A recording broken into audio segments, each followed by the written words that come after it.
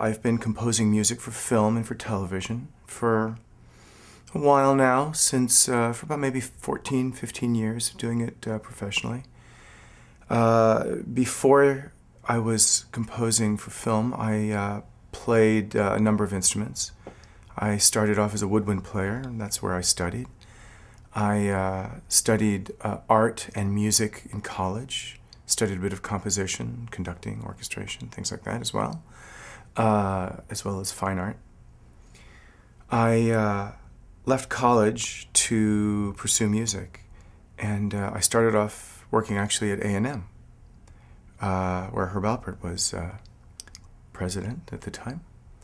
I had a small office with a small job of writing music for high school and college bands and orchestras and choirs, and proofreading sheet music. I was in their music division there, and that was actually kind of fun. And then I was always very interested in technology, and this was back when there wasn't a lot of it available. Synthesizers were still quite cumbersome at the time, in the 80s, mid to late 80s. I had a very bizarre little sideline for a few years writing. I taught myself how to write software, and I worked for one of the major companies developing musical instruments called Roland. And I actually developed software and instruments for them, and this was right when MIDI became a phenomenon, and somebody had to be in charge of bringing MIDI into the world and creating a kind of a global effort. And I became that person for 5-6 years. I was the head of the MIDI committee, as we'd call it, so I was very involved in that. But all along, I'm playing music, I'm composing, I'm working with dance companies, I'm working with choreographers, I'm working with doing avant-garde music. I start doing synth programming in recording studios, and I'm working with pop stars, pop artists. I did a lot of work with Earth, Wind & Fire, and Maurice White, who's the head of that, was a record producer, and I worked on a lot of his records, and with David Foster and a lot of other people. Worked on some synth programming for touring bands, including Madonna.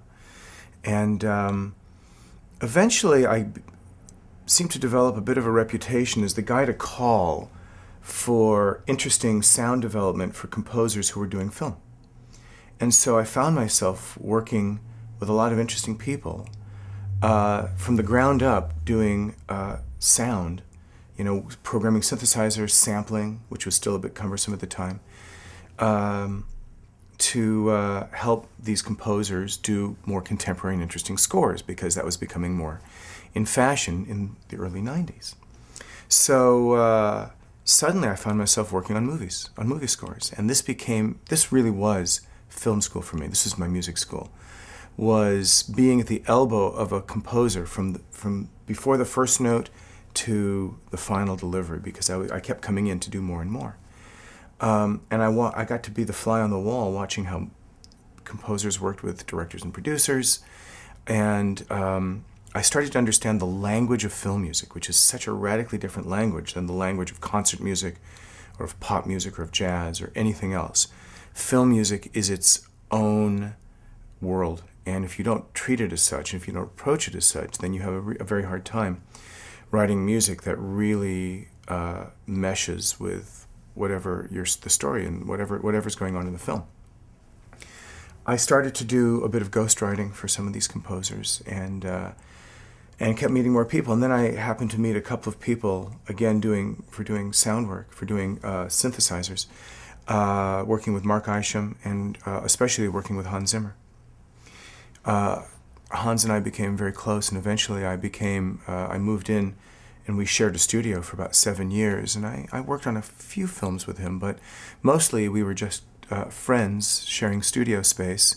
There was a whole group of composers, very illustrious group of composers, and it was like another film school in a way, because down the hall were some of the best composers imaginable, and I'd go and listen to them, and they'd come in and listen to me, and we really had a wonderful camaraderie and support, and And then he introduced me to some of the opportunities to do some writing on my own and not just be a ghost. So that got me launched doing my first projects.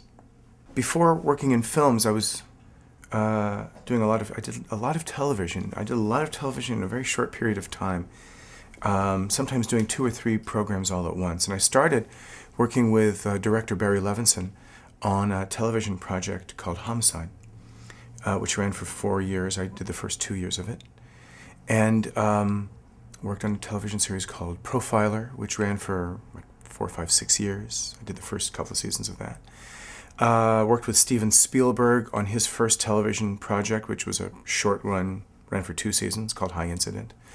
Did some comedies, did a lot of TV movies and miniseries.